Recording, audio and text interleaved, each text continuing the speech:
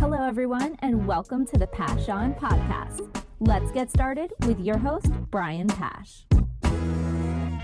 Hi, this is Brian Pasch, and welcome to another exciting podcast interview. I'm here with Baldwin, Chief Product Officer at Automotive Mastermind. And today we're going to talk about their important role in helping dealers and dealer groups build out the right foundation for their CDP and how their experience in this field helps them to be an ideal business intelligence and marketing activation partner.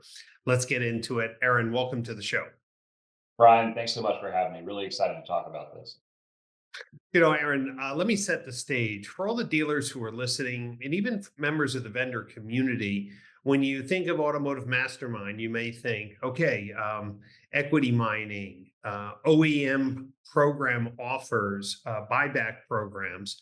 But what you didn't think about, and this was kind of a light bulb to me, what Automotive Mastermind is a very focused customer data platform for dealers with specific marketing activations. Aaron, when we worked together early on with the Morgan Auto Group, with their customer data platform, our biggest problem was how were we going to keep the data clean after an initial cleanup? And I remember the conversation you and I had, and it was like, hey, Brian, you know, the majority of the Morgan stores use us, and you know what you're talking about, we're doing for our own product.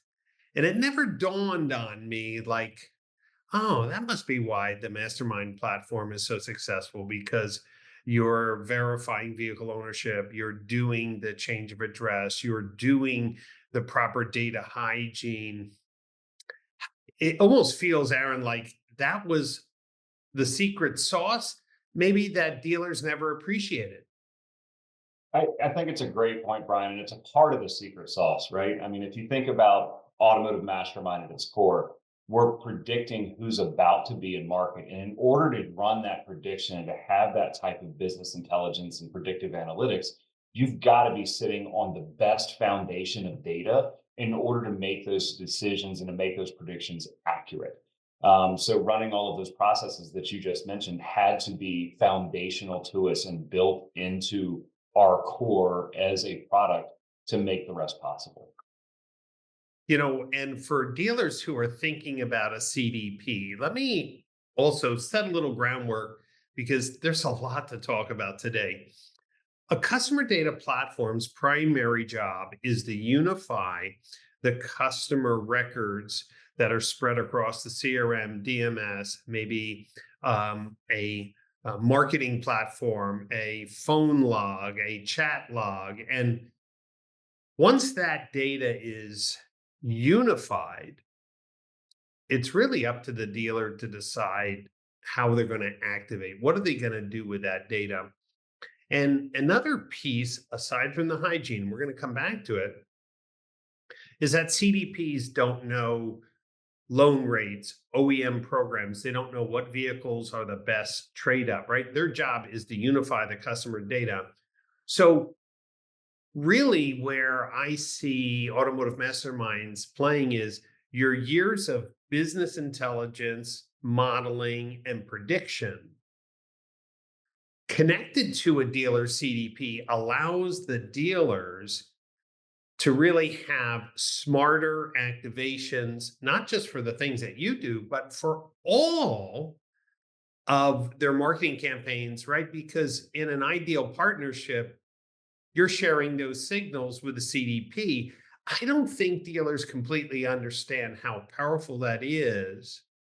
Masterminds does what it does best, but Masterminds isn't doing social media. It isn't doing streaming or CTV. It's not doing Google ads. But imagine when you're doing what you do best, direct mail, email, predictions, scoring, and that updates the whole CDP.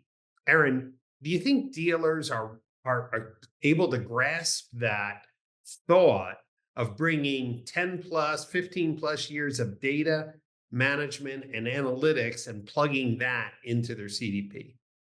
I think some are and some aren't. Some are getting there. They're going through this journey and they're understanding the value of their first party data and where the gaps and the holes are in it.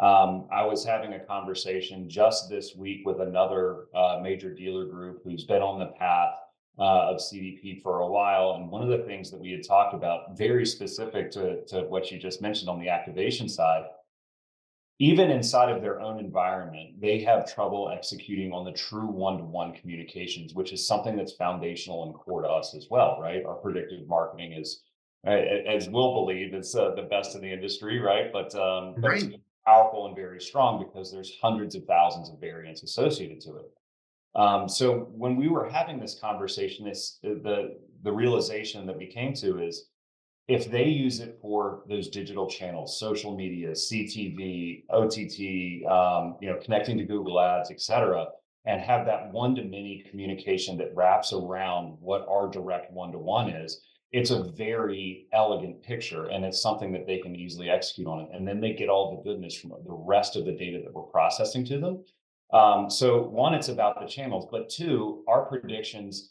aren't just at that surface level of what people know as the behavior prediction score, that core BPS. You made the mention of CDPs not knowing programs or pricing data. One of the elements that we carry in our system, which we call the deal score, very specifically says, how likely is this person to purchase or replace their current vehicle with this vehicle at this deal structure? So having that greater degree of understanding of where this person is in that journey, what can your discounting strategy be as a dealer in order to drive more people into market while retaining gross profit, is something that that is made available and made possible through our different prediction scores that again aren't part of our core use case, that are unlocked as part of the broader CDP execution. Yeah. So let's roll it back. Yep. Let's take one step at a time because I want to make sure that dealers understand this. When dealers start a CDP project, they have to ask the vendor, what's your data hygiene process? Are you bringing in DMS and how long? Are you bringing in CRM and how long? Are you bringing in daily signals from your phone, daily signals from the shopping actions that consumers are taking on the website, right? You have to figure out, okay, what is the data that I'm going to be bringing in? How do we initially unify the data, right? And that has to be really done carefully because Brian Pasch could be in the DMS spelled 2 or 3 different ways, because I could be brain sometimes, which is kind of prophetic, and Pasch with an E, or Pasch with a missing a C. Then I may have bought a car 7 years ago and have since moved. So this core data hygiene piece, you handled that for Morgan Auto Group, which include identifying the customers that no longer own the vehicle, where they currently live, what are all the phone numbers and email addresses associated with that. So when we started the CDP platform, we had the most up-to-date data. So Aaron, if people are not aware of S&P Global's data relationships, phone quality scoring relationships, just give our listeners just a little overview why you are an ideal partner, not just because of the data hygiene, but for the whole package. But let's focus on the data hygiene. What data do you have access to that helps make this possible? Yeah, that's a great point, Brian. I appreciate you bringing it back a few steps there. So as part of S&P Global Mobility, we have a very powerful data set through Polk Automotive Solutions, through Automotive Insights. We had a recent acquisition of MarketScan for pricing data. And so as part of all of these collective groups, we have access to just a tremendous amount of information. So the sources of some of those this information, government data that we're bringing in, when we're proper stewards of that data, that's really what helps us understand: does this person likely still own this vehicle? Yes or no. and actually seeing potential changes in registration and also, more broadly, auction data. A vehicle could change hands as part of a trade transaction Correct. and then in the auction, end up in the auction cycle for 30, 45 days. How do we make sure that we're bringing in that fresh information to understand where this vehicle is and if it was turned in, even if a registration didn't occur? So that gives us a very broad picture. But as far as other information that we're collecting as a broader organization, we have demographic, sociographic, and psychographic information on all U.S. households at the census level. We track all vehicle owners in the United States as well. And so we have a very broad depth of understanding of every household that is out there. In addition to that, we're appending this with multiple different other types of data sets that help us understand financial profiles, that help us understand, different information about these consumers. And, it kind of does go back to that demographic side, but, I'll use myself as an example. Are there new dependents in the household? So does that change the profile of the buyer from saying, okay, maybe a mid-size SUV worked until now, and you're now in the full-size SUV or the van Right. category? But these are the types of things that we are bringing in and helping to understand. We're also bringing in direct OEM data in a lot of instances. So, this could be anything from understanding, recall information. This could be, understanding of program data, like we mentioned with Market Scan, and understanding how that picture structures and looks.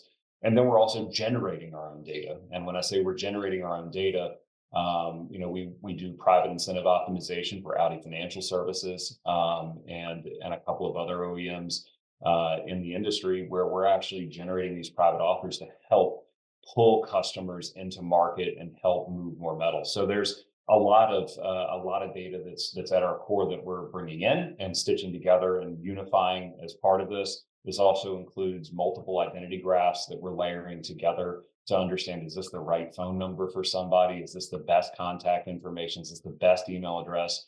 Do you have marketing permissibility to this email address? Right.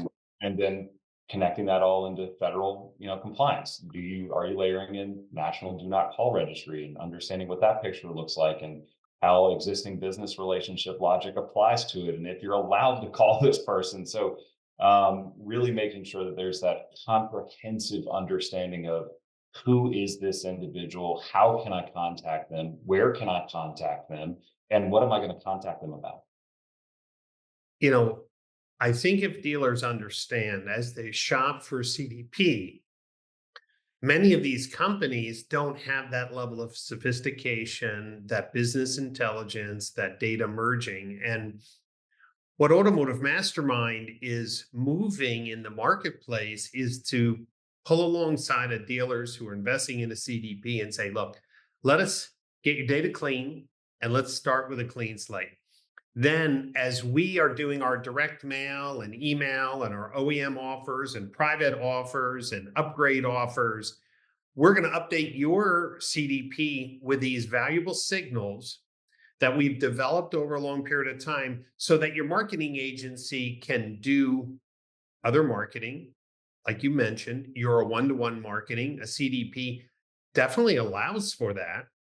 Sure. But then you put people in audiences, so you create awareness. Now, one of the other things that I don't think dealers completely understand unless they really are working the CDP, as soon as the data hygiene is done, the things start to fail, right?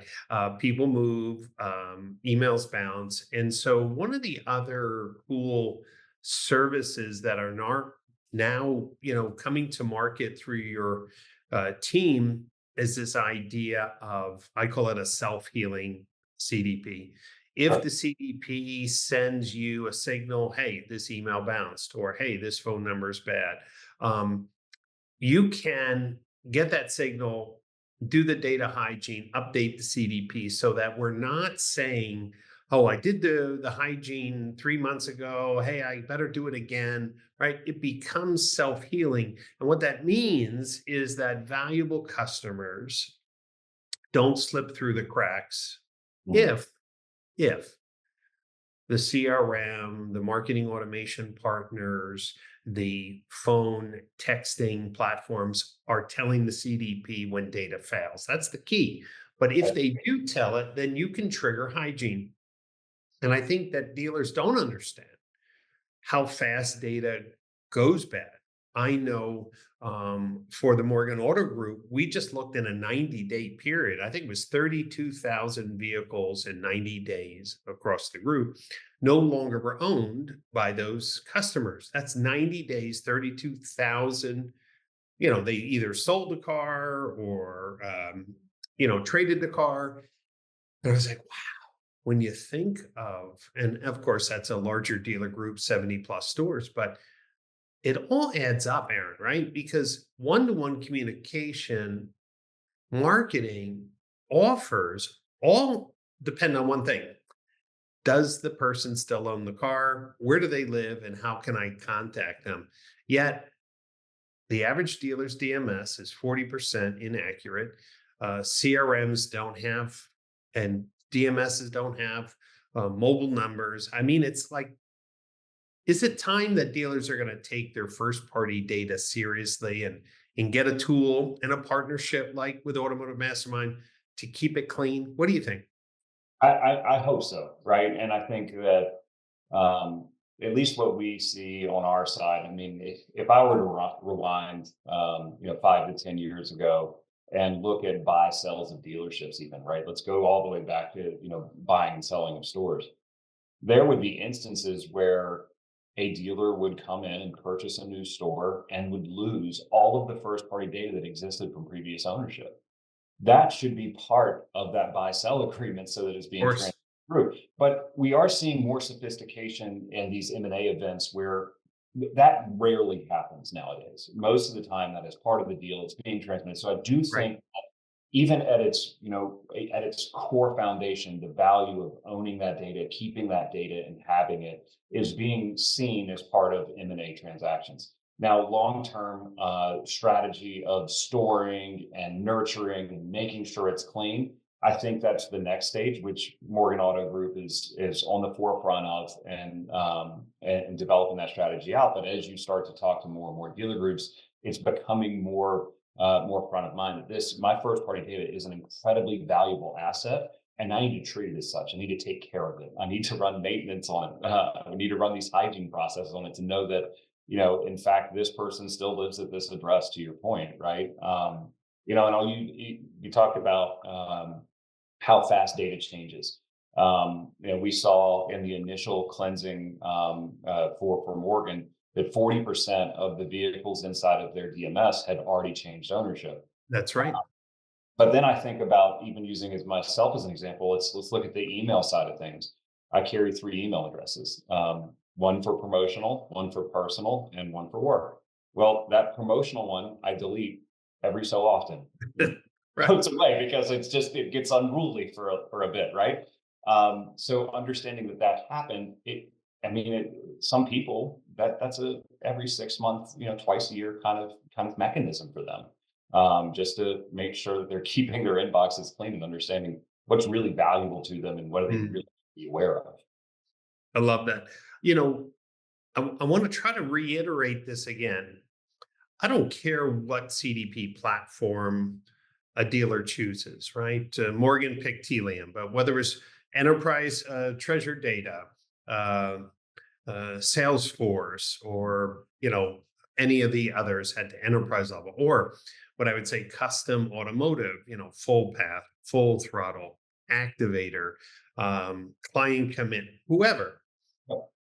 You can work alongside any of these CDP because you can do the initial hygiene and then through API integration, get those signals from your scoring system into the CDP and get those broken, bounced emails, bad mail addresses back into your system for hygiene. And I see some confusion in the marketplace would say, look, if I have CDP, I can do all my marketing. I can get rid of this vendor, this vendor, this vendor. I just want to be very clear. CDPs create audiences of consumers that are in different phases. They can be fed into Google, they can be fed into Facebook, they can be fed into a direct mail vendor, they can be fed into an email marketing vendor.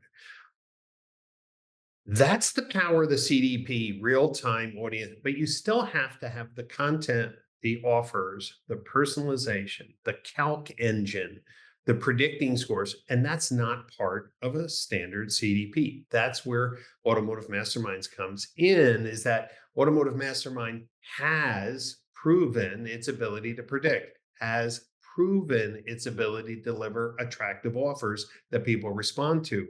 So don't try, I'm talking to the dealers now, don't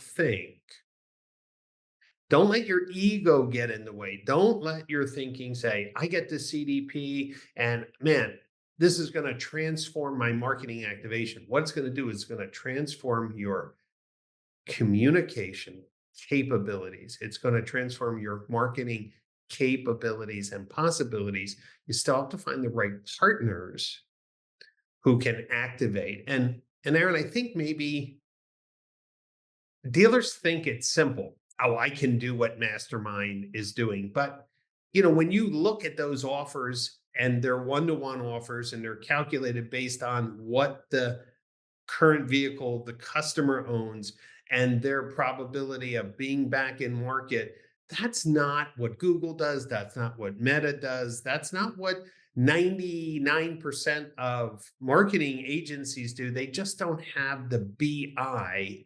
How do we make that clearer that running a retargeting ad or a general offer or branding, anybody and their brother or sister could do it. But when it comes down to one-to-one calced offers based on current OEM programs, DMS data, mileage, market value of the vehicle, that's a whole different animal. It is a completely different animal. And I think hearing you say that, it drew a correlation in my head.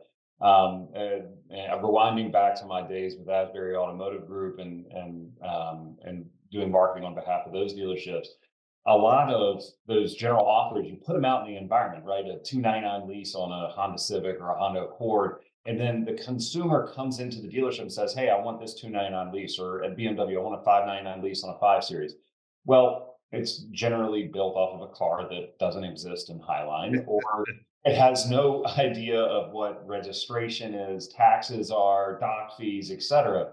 Our system is bringing all of that in correctly. But from a dealer's point of view, to make that really clear, when you have that customer who comes in on that $299 special lease program, yes, you have a hot customer, but there is a walk that you have to do with payment, because when you actually desk out that deal, it's probably coming in closer to $450. So Right. you've got to be able to explain that. To do a true one-to-one offer with a true trade valuation, with true payoffs, with all of this data layered in, you're skipping that step. You're setting the right expectation with the consumer so that when they come in response to that offer, they're ready to go. It's an easy deal, one pencil. Yep, we're going to sign up for that offer that you have in your hand right now, and let's get that car down the road busting bugs. I love it. And this type of conversation is new for most dealers. They've never had to manage their first party data. They've never had a word about data hygiene. They never had the ability to append third party data in their DMS or CRM because those were not the tools designed for that purpose. But a CDP is. And at the Modern Retailing Conference, we are inviting dealers who want to do more with their first party data to come and learn. We have the top CDP platforms there. We have the leaders in marketing activation, like Automotive Mastermind, but who are also evolving their product stack to line up with progressive dealers who are investing in a CDP and need help with data hygiene, need help with business intelligence, need help with marketing activation. And man, no one in the marketplace right now is doing more to help dealers embracing CDP potential than Automotive Mastermind. That's why I encourage dealers who are listening, don't wait for MRC. Reach out to Aaron, reach out to your local Automotive Masterminds rep, and set up a discussion about how they can help you with your CDP project. Of course, since I have experience and I'm not selling their product, if you want to ask how my experience was, or the kind of roadmap to making decisions on when to use data and when not to use data, of course, reach out to Aaron or myself, because here's the truth. The dealers who truly unify their customer data, keep it clean, and append it with third-party signals have a competitive edge. And then you combine that to real-time signals, knowing when your customers are back in the market. And what we're looking forward to is sending to Mastermind those people who fall out of the normal predictive bands and are back in shopping. You're going to be getting those signals to update your algorithm, right? Because look, somebody finds out they got a promotion, maybe they go into market. That's hard to predict. Somebody has a baby, unexpected, as you mentioned, hard to predict. So I love this partnership, Aaron, because you're going to be getting real-time shopper signals to let you know when Morgan customers are back in market. You're going to be predicting very accurately when they're coming back and what to offer. I see it like as a two-way road that we can both get better together. Is that how you see it? 100%, 100%. I think you nailed it. Our job is to predict who's about to be in market and to help drive them into market. Sometimes we miss somebody who maybe talked to their neighbor and that's what triggered them to go into market, and we can't predict that, right? But getting that signal back makes us better, helps us understand what is the profile of that person, but also increase our BPS scores in real time on what's happening on those dealer websites. Yeah, I mean it's a whole new age, and the reason why this is possible is because the CDP was designed, ideally, right, to be a real-time signal repository. And now, for the first time, dealers have a repository that they could actually send to their better marketing activation partners, so everyone gets smarter. Aaron, if a dealer who's listening in today, who's kind of going down this CDP path or wants to do more with their first party data, what's the best way for them to get a demo? Where should they go? Who should they call? Yeah, they can go to the automotivemastermind.com website and fill out our contact forms or give us a call on our number on the website. If you know your local Automotive Mastermind rep, please give them a call, or you can reach out to me directly. I believe that if we may be able to post it, may not, but my email address is pretty simple: Baldwin@automotivemastermind.com. I know it's a lot of characters, but it is still relatively simple. Yeah, and reaching out on LinkedIn is another way as well. Aaron's very active in checking those communications as well. And dealers, I want to encourage you that the Modern Retailing Conference isn't just about CDPs. The theme here is, how do we elevate the car buying experience? What are the new tools, the new strategies? We're going to be talking about how AI can fill gaps in sales and service process. We're going to be talking about how personalization can come on websites and through marketing when you have a CDP in place. We're going to be talking about new workflows, new marketing strategies, new customer engagement strategies, all part of this larger picture of how do we get better at doing retailing and using all the tools that are available. I want to encourage you that this event sells out every year. I'm not hard selling it. So snooze, you lose. Go to modernretailingconference.com and get your tickets. But more importantly, book your room at the beautiful O Hotel in Palm Beach. It's a beautiful hotel. The weather in November is amazing, but the hotel block sells out every year. And then when the hotel block sells out, room rates double. And I'm not exaggerating. It's high season in Palm Beach. So make an effort to bring your team out to MRC to learn from the leaders, the owners of the companies, the C-suite executives like Aaron. Come to this event because they know of the high-level discussions and deep conversations that are possible when progressive dealers and the vendor community get together. And now we're having a new era where we really can partner together on a technology platform. So this is an interview amongst a series of interviews of all the people who will be at MRC. So if this is the first time you're listening to this podcast, just search the Brian Pasch podcast and look at all the interviews I've done and will continue to do leading up to the Modern Retailing Conference. You're not going to want to miss the conference. If you can't attend November 17th, 18th, 19th, well, then listen into the podcast, see which companies and services pique your interest, reach out to them and let them know that you heard it on our podcast. Aaron, I'm going to give you the last word. For dealers who are, on the fence, still thinking Automotive Masterminds is limited to an equity mining tool, what would you say to them to motivate them to pick up that phone and reach out to you? Yeah, hopefully part of this conversation helps out on that. But if that's what you think we are, please spend some time, get to know us a little bit better, get to know our behavior predictions for. We are looking at far more than just the equity position of a customer or the maturity dates. We're helping you understand how to best maximize your first party data and your marketing spends to really take care of those core loyalty customers. Right. Love it. And that is music to dealers' ears. Everyone's looking to do more with less spend and to do more with their first party data instead of spraying and praying out in the marketplace. And our conversation today is perfectly timed for dealers who are looking to do just that. I want to thank everyone for listening in. Remember to just search the Brian Pasch podcast.